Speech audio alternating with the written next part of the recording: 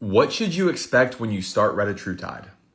So immediately within the first couple of days, you are very likely going to feel very strong appetite suppression where you're not thinking about food, you're not really feeling hungry, you might feel a little bit of nauseous, and you might have some type of indigestion or heartburn.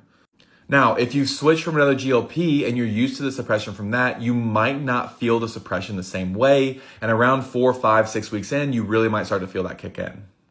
The other thing that you're going to notice when you first start Retatrutide is that you might start to see some pounds come off on the scale very quickly.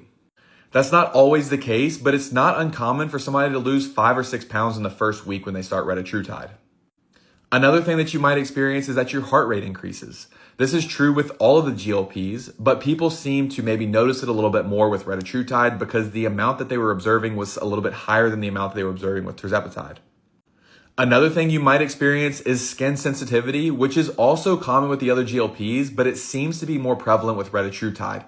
The way to describe this is going to be almost like a sunburn feeling, almost like your legs are asleep and you feel like that tingly, kind of itchy skin. When you put your shirt on, you really feel it and notice it. It's kind of hard to describe, but it is kind of like when you put your shirt on when you have a sunburn. Now, over the course of the first couple of weeks, you might see the pounds start to drop off really fast, but where you're really going to see the visual aspects of losing that weight is going to probably happen around the 4, 5, or 6 week point. Once you started to lose a little bit more and you're going to really start to see those changes in the mirror, more so than you might the first couple of weeks being on it.